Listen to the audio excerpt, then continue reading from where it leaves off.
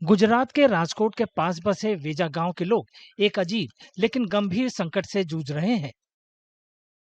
मच्छरों की तादाद में अचानक हुई भारी बढ़ोतरी न केवल उनके स्वास्थ्य और नींद को प्रभावित कर रही है, बल्कि गांव वालों की जिंदगी पर भी बुरा असर डाल रही है।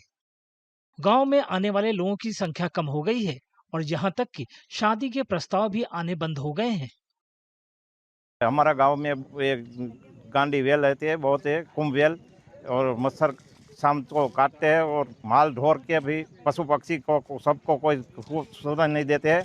और लड़का लड़की को कोई लड़की नहीं देता है। लड़का को गांव में लड़की वगैरह शादी नहीं होती है।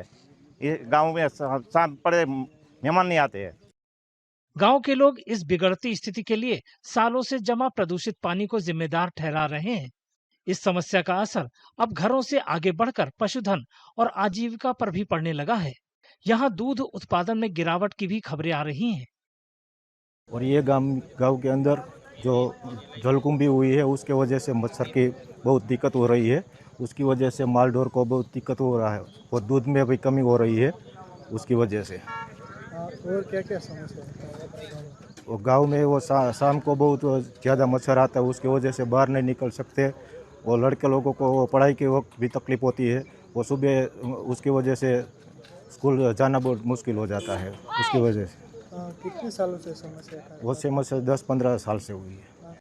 गांव के मुखिया के अनुसार संबंधित अधिकारियों से बार बार शिकायतें किए जाने के बावजूद कोई सुनवाई नहीं हुई और गांव अब भी एक स्थायी समाधान का इंतजार कर रहा है। सिटी विस्तार का सेवेज का और गटर का जो गंदा पानी आता है वो हमारी नदी में यहाँ से आता है। वहाँ इसकी वजह से यहाँ हमारी नदी में जलकुंभी काफ़ी मात्रा में फैल गई है। ये जलकुंभी के कारण हमारे यहाँ मच्छरों का भारी प्रकोप है। इसके वजह से बच्चे, बुजुर्ग, एनिमल सबको काफ़ी परेशानी हो रही है। गांव में रहना मुश्किल हो गया है। काफ़ी लोग सिटी में माइग्रेट हो गए हैं।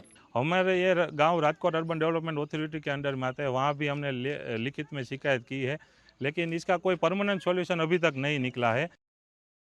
लगातार बढ़ती मुश्किलों को देखते हुए वेजा गांव के लोग अधिकारियों से तुरंत दखल देने और समस्या के स्थायी समाधान की गुजारिश कर रहे हैं।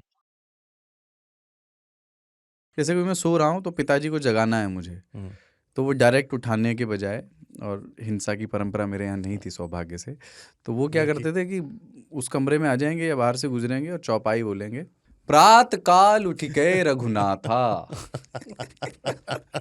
मात पिता गुरु नावई माता। कभी कभी मैं गुस्से में उठ करके अरे पापा, चरण स्पर्श किया और सो गया। मैंने कहा अब मत उठाना।